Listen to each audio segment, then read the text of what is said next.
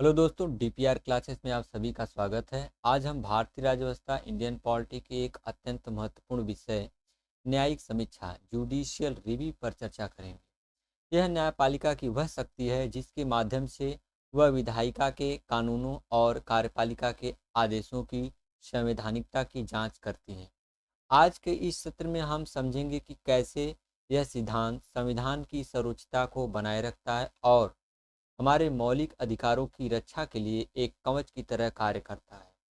हम इसके ऐतिहासिक विकास जैसे कि 1803 का मार्बरी बनाम मैडिसन मामला से लेकर भारत के प्रमुख अनुच्छेदों और आई आर कोएल्हो जैसे महत्वपूर्ण वादों का विस्तार से अध्ययन करेंगे। तो चलिए स्टार्ट करते हैं। पहले हम जुडिशियल रिव्यू से रिलेटेड जो भी मेन टॉपिक्स हैं उसको देख लेते हैं, फिर एक एक करके डिस्कस करेंगे। फर्स्ट है आपका न्यायिक समीक्षा का अर्थ और परिभाषा। न्यायिक समीक्षा की उत्पत्ति और विकास अमेरिका बनाम भारत। न्यायिक समीक्षा का महत्व और आवश्यकता। न्यायिक समीक्षा के लिए विभिन्न संवैधानिक प्रावधान। न्यायिक समीक्षा का वर्गीकरण क्लासिफिकेशन। न्यायिक समीक्षा का दायरा स्कोप ऑफ रिव्यू। नौवीं अनुसूची और न्यायिक समीक्षा आई आर कोएल्हो केस। न्यायिक समीक्षा की सीमाएं। और अब हम डिटेल में डिस्कस करेंगे। फर्स्ट है आपका न्यायिक समीक्षा का अर्थ और परिभाषा, मीनिंग एंड डिफिनीशन। परिभाषा। न्यायिक समीक्षा न्यायपालिका की वह शक्ति है जिसके द्वारा वह विधायी अधिनियमों और कार्यपालिका के आदेशों की संवैधानिक की जांच करती है, संवैधानिकता की जांच करती है। अवैध घोषित करना। यदि कोई कानून या आदेश संविधान का उल्लंघन करता पाया जाता है तो न्यायपालिका उसे असंवैधानिक और शून्य वैध घोषित कर सकती है। सिद्धांत। यह सिद्धांत संविधान की सर्वोच्चता पर आधारित है, जिसका अर्थ है कि वह कोई भी कानून संविधान से ऊपर नहीं हो सकता। नेक्स्ट है आपका उत्पत्ति और विकास, ऑरिजिन एंड डेवलपमेंट। अमेरिकी मूल। न्यायिक समीक्षा की अवधारणा का विकास अमेरिका यूएसए में हुआ था। इसे 1803 के प्रसिद्ध मार्बरी बनाम मेडिसन मामले में मुख्य न्यायाधीश जॉन मार्शल द्वारा प्रतिपादित किया गया था। भारतीय संदर्भ। भारत के संविधान में न्यायिक समीक्षा का शब्द का सीधा उल्लेख नहीं है, लेकिन इसके प्रावधान विभिन्न अनुच्छेदों में अंतर्निहित है। प्रक्रिया। अमेरिका में विधि की उत्पत्ति प्रक्रिया ड्यू प्रोसेस ऑफ लॉ है, जबकि भारत में विधि द्वारा स्थापित प्रक्रिया प्रोसीजर इस्टैब्लिश्ड बाय लॉ का पालन किया जाता है। नेक्स्ट है आपका न्यायिक समीक्षा का महत्व, इंपॉर्टेंस। संविधान की सर्वोच्चता। यह सुनिश्चित करना कि सरकार के सभी अंग अपनी संवैधानिक सीमाओं के भीतर कार्य करें। संघीय संतुलन। केंद्र और राज्यों के बीच शक्तियों के विभाजन को बनाए रखना और उनके बीच के विवादों का निपटारा करना। मौलिक अधिकारों की रक्षा। नागरिकों के मूल अधिकारों का हनन होने पर न्यायपालिका एक सुरक्षा कवच की तरह कार्य करती है। नेक्स्ट है आपका संवैधानिक प्रावधान, कॉन्स्टिट्यूशनल प्रोविजन।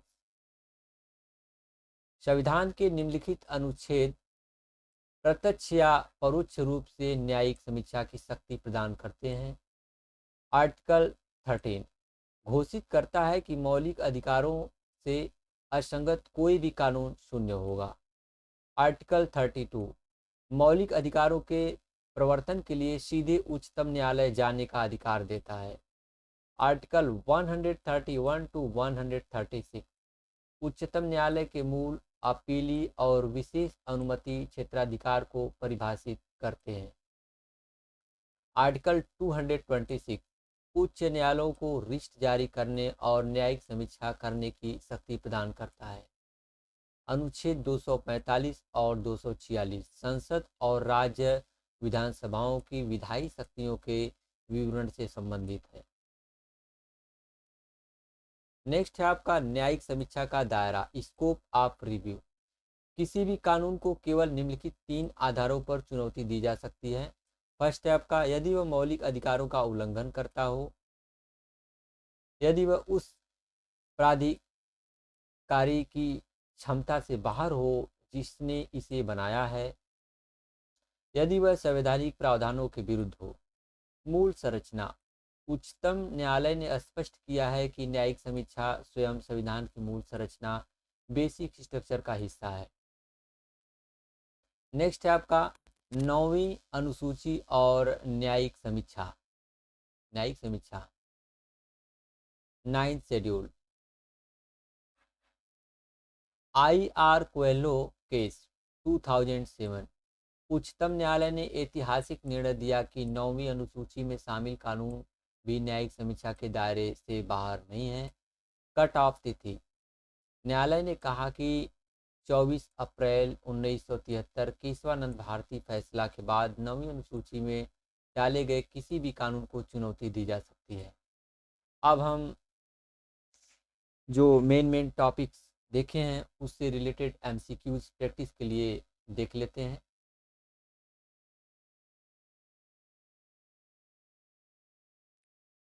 फर्स्ट है न्यायिक समीक्षा की अवधारणा सर्वप्रथम किस देश में विकसित हुई थी? संयुक्त राज्य अमेरिका में। ऑप्शन ए करेक्ट है आपका। नेक्स्ट है किस प्रसिद्ध वाद के माध्यम से अमेरिकी न्यायपालिका ने न्यायिक समीक्षा की शक्ति प्राप्त की? मार्बरी बनाम मेडिसन 1803। ऑप्शन बी करेक्ट है आपका। नेक्स्ट है भारतीय संविधान का कौन सा अनुच्छेद न्यायिक समीक्षा के लिए आधार स्तंभ माना जाता है? आर्टिकल 13। ऑप्शन बी करेक्ट है आपका। नेक्स्ट है उच्च न्यायालयों को न्यायिक समीक्षा की शक्ति किस अनुच्छेद के तहत प्राप्त है? किस अनुच्छेद के तहत प्राप्त है? तो अनुच्छेद 226 के तहत प्राप्त है। ऑप्शन सी करेक्ट है आपका। नेक्स्ट है आपका क्वेश्चन 5। न्यायिक समीक्षा शब्द का उल्लेख भारतीय संविधान में कहाँ किया गया है?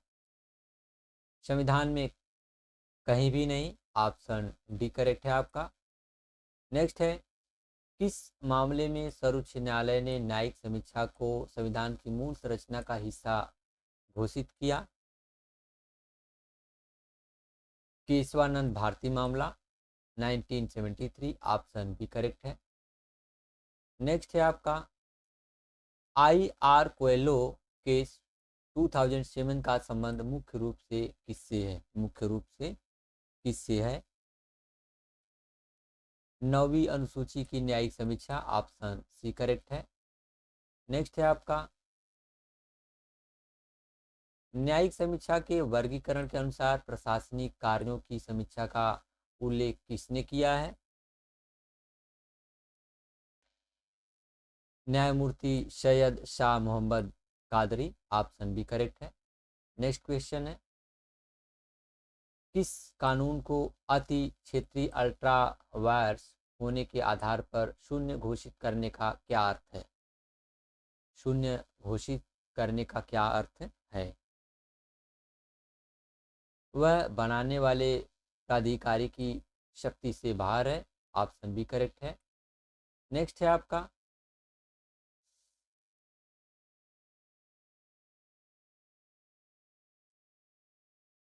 9वीं अनुसूची के अंतर्गत कौन सी तिथि न्यायिक समीक्षा के लिए कट ऑफ डेट मानी जाती है? 24 अप्रैल 1973। ऑप्शन सी करेक्ट है। नेक्स्ट है आपका न्यायिक समीक्षा का मुख्य उद्देश्य क्या है? न्यायिक समीक्षा का मुख्य उद्देश्य क्या है? संविधान की सर्वोच्चता बनाए रखना। ऑप्शन बी करेक्ट है। नेक्स्ट क्वेश्चन है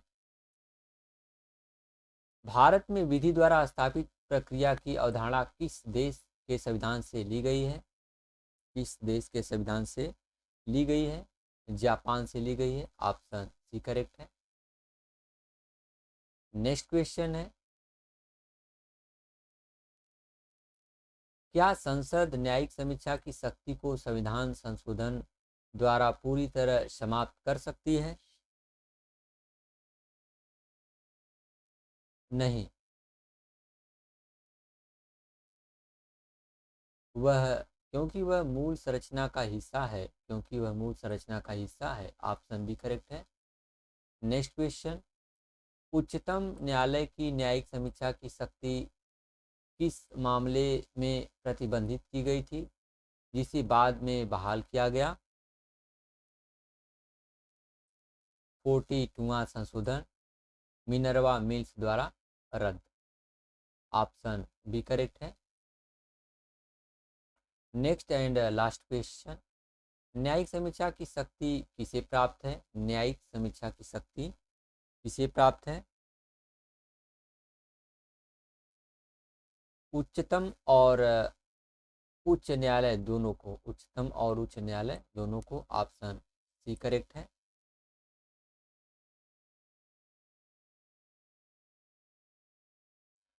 तो दोस्तों, आज हमने डीपीआर क्लासेस के इस सत्र में न्यायिक समीक्षा के विभिन्न पहलुओं को गहराई से समझा। हमने देखा कि कैसे आर्टिकल 13, 32 और 226 जैसे प्रावधान न्यायपालिका को यह असीमित शक्ति प्रदान करते हैं। याद रखिएगा, भले ही संविधान में न्यायिक समीक्षा शब्द का सीधा उल्लंघन न हो, लेकिन यह हमारे संविधान की मूल संरचना का एक अटूट हिस्सा है।